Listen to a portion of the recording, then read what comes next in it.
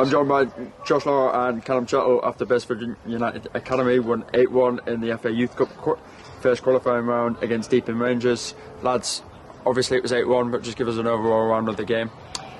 Yeah, like I say, job done again. I think first half we was very good. Thought the tempo was good, moved the ball well.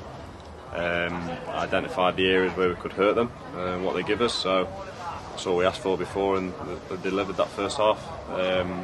Second half, maybe a bit human nature to foot off the pedal a little bit of sloppiness crept in, but as it wore on again in the second half, and once we started to move the ball about and switch it side to side, the openings came back, and thought we picked it up towards the end.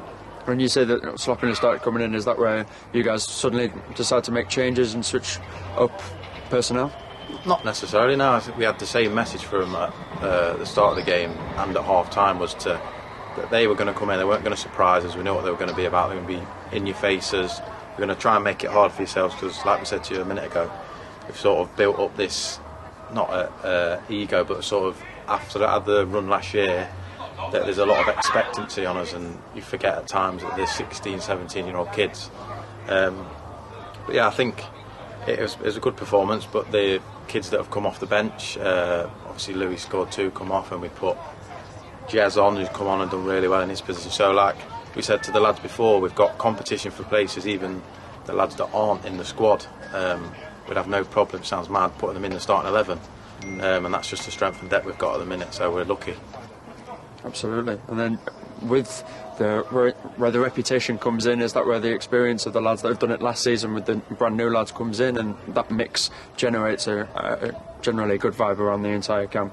Yeah, I'd say it's a good challenge and a good learning curve for them, because like I say, last year it's a free hit, there's no expectancy. Obviously we knew we had a good group, but they were all first years, but like I say, the bulk of them now are second years, and they've had a year, and they had a year to remember with it, getting to the third round. But again, like I say, it's a different kind of test now. People know you're not a bad side, know you've not got some bad players, and they've got to go back it up and, like I say, try and prove themselves again and try and get to that next step of senior football. So they've got everything still to gain, and like I say, they've just got to keep doing the right habits, and they'll be fine.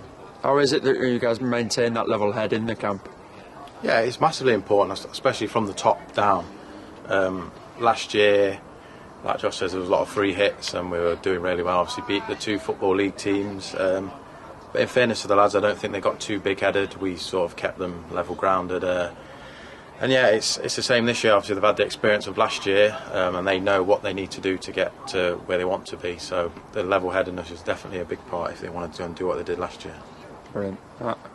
And obviously we found out the draw for the next one tomorrow, but it'll be the same business as usual, won't it? Yeah, that's it. Like I say, we'll try and prepare the best we can when we know we've got. We try to do as much research as we can about them, and like I say, we treat everyone with massive respect, and like I say, we'll be ready for whoever we get. Brilliant. Thank you very much, lads. Thanks, Alex. Thanks, mate. Thank you.